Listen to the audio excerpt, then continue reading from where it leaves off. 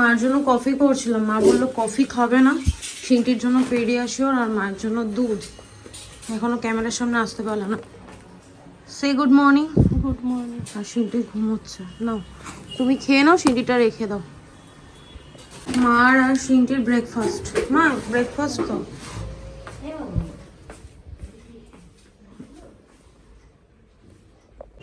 Good afternoon, welcome to our channel. আশা করি তোর সঙ্গে ভালো আছো। আমি এতক্ষণ ভালো ছিলাম কিন্তু এখন ভালো নেই। আজ এখন 12:10 ব্লগটা শুরু করছি। সকাল থেকে উঠে ক্যামেরা অন করে না সময় পাই, মা আছে তো।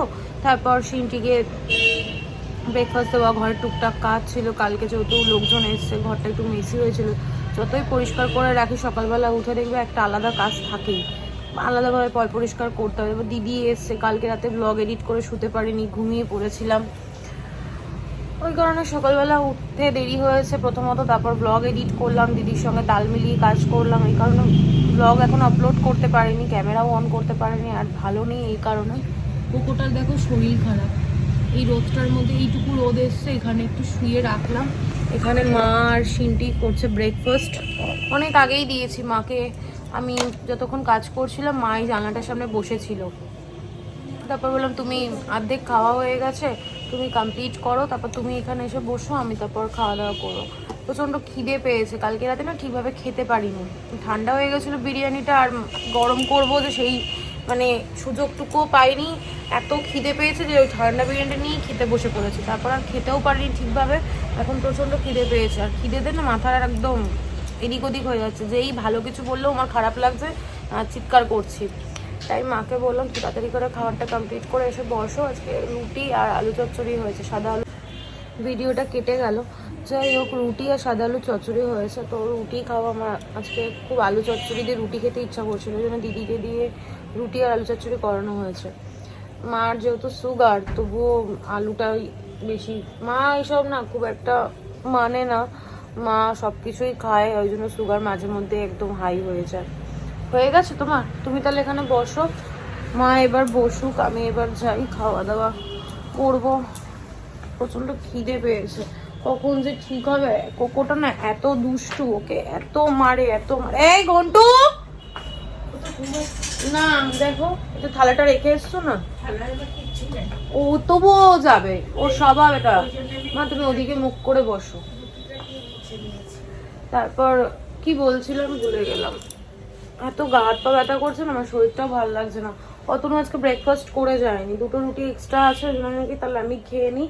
আর তারপর মা বাবাকে এখানে দুপুরবেলা খেতে বলেছে। মা কি বললো, কখন আসবে?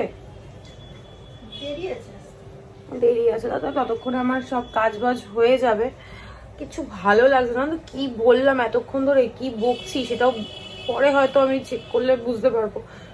প্রথমত বাচ্চাটা ঠিকভাবে দাঁড়াতে পারছে না, এই একটা খারাপ লাগা। একটু রোদটার মধ্যে ভালো আছে, চোখটা না বন্ধ করে আছে। আমি তাই মাকে বারবার করে বলছি একটুখানি ভালো করে নাড়াচাড়া দিয়ে দেখো, বারবার করে ডেকো পোকো করে, যাতে একটু চোখটা খোলে। যখনই ডাকা হচ্ছে তখনই চোখটা খুলে তাকাচ্ছে, আবার শুয়ে পড়ছে।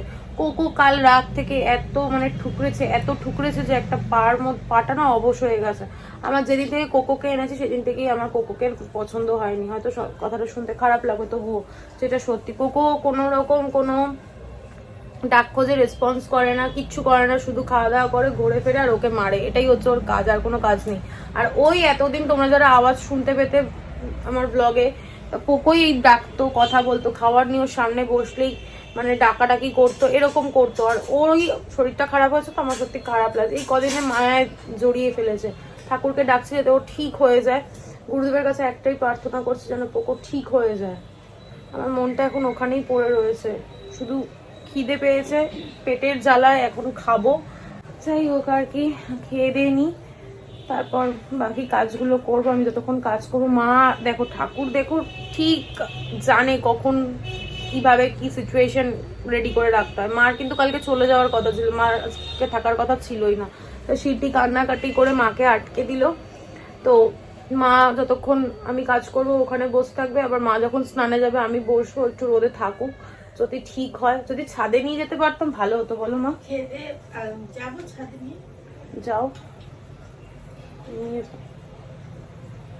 না, তারপর যদি আবার কিছু হয়। বাবা নিয়ে যাবো, তোদের চিল আছে। না দরকার নেই, এখানেই থাক। চিলে নিয়ে চলে যাবে। তাই না?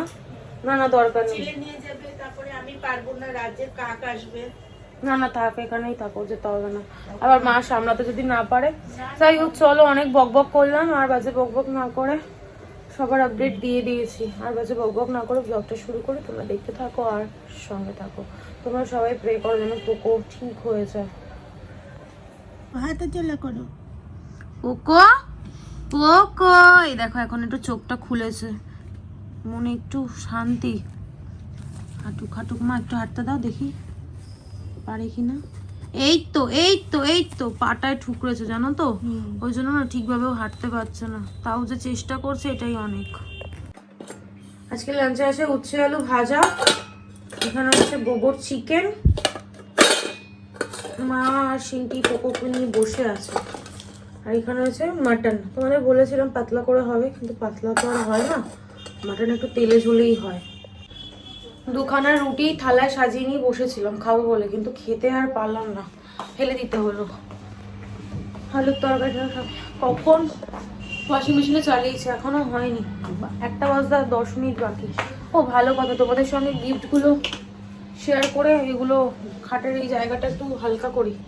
এই ব্যাগটা তো দেখানোর কিছু নেই, কারণ এই ব্যাগটা তো জিনিস তোমাদের দেখিয়ে দিয়েছিলাম, যে এগুলো তোলা হয়নি, তুলবো। আর ওই ঘরে না খেতে দিয়েছিলাম, তেল ঝোল সব পড়ে আছে। এই বেডশিটটা তুলে দেবো। এরা বসে আছে দেখো, কোকো এখন একটু উঠে বসতে পারছে, যেমন শুয়েছিল উঠে দাঁড়াতে পারছিল না, কিন্তু এখন একটু বসতে পারছে। আমি ফোনটা একটু সেট করে নিই, তারপর তোমাদেরকে দেখাচ্ছি কালকের গিফটগুলো। আই আই আই পোকো পোকো পোকো পোকো, তা চোখ খুলেছে। করে না। এই দেখো এই দেখো, পালিয়ে যাচ্ছে পালিয়ে যাচ্ছে পালিয়ে যাচ্ছে, যে পালিয়ে গেল মায়ের কাছে গিয়ে শুনো।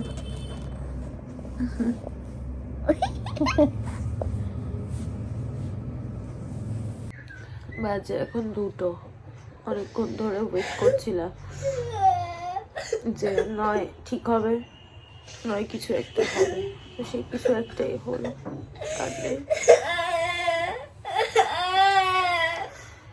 ওই ডাকতো খুঁজতো, আর ওকে নিয়ে নিল।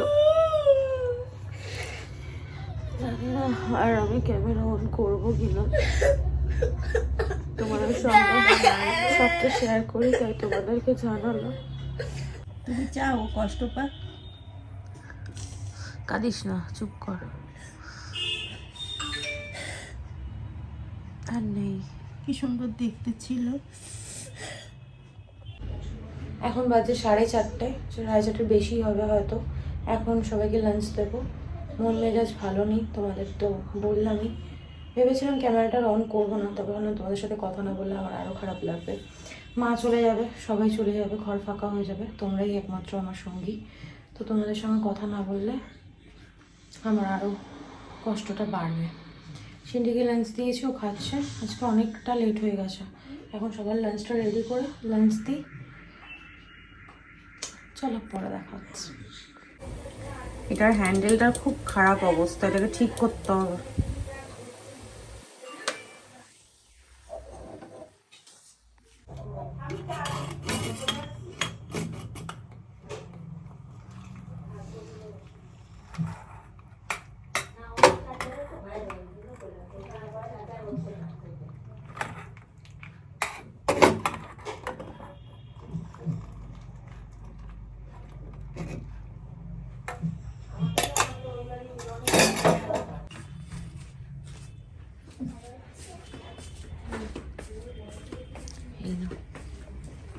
কি করতেছো তুমি? বের করে কি কি বের করছো? হ্যাঁ টাটা। আর আসছে আমার এই চোখটা লাল হয়ে আছে না, কি জানি কেন লাল হয়ে আছে। বাজে এখন 7:40, সিন্ধু স্কুল গেল, হয়তো ছেড়ে আসলো। কি ঠান্ডা বাইরে। আমি বিছানাটা একটু পরিষ্কার করলাম, তাই ওর সঙ্গে সঙ্গে এসে বলছে এখন কি শুতে পারবো না, উঠে কোথাও না না শোবো। আমি ব্লগটা এন্ড করবো বলে ক্যামেরাটা অন করলাম, ক্যামেরার সামনে আসলাম। তুই সুস্থ এক জায়গায় শো না, কালকে রাত্রেবেলা শরীরটা এত খারাপ লাগছিল, তারপর ঘুমিয়ে পড়েছিলাম। অতনু আসলো, তারপর ডিনার করলাম। কোনো রকমে ডিনারটা করেই আবার আমি শুয়ে পড়েছি। শরীরটা একদম ভালো লাগছিল না, তাহলে মনটাও ভালো ছিল না। তোমাদের আর কি বলবো, যাই হোক, যেটা হয়ে গেছে, সেটা নিয়ে আর কথা বাড়িয়ে লাভ নেই। চলো আর বাজে বকবক না করে আজকের ব্লগটা আমি এখানে এন্ড করছি। আজকের ব্লগে দেখানোর মতো কিছু নেই, বলার মতো কিছু নেই। ততক্ষণ তোমরা সুস্থ থেকো, ভালো থেকো। কালকে দেখা হচ্ছে নতুন একটা ব্লগের সঙ্গে। আর আজকের ব্লগে যদি কিছু হলে প্লিজ লাইক করে দেবো, কমেন্ট করে দেবো, শেয়ার করে দেবো অ্যান্ড সাবস্ক্রাইব করে দেবো। এখন তো গুড মর্নিং, চলো টাটা।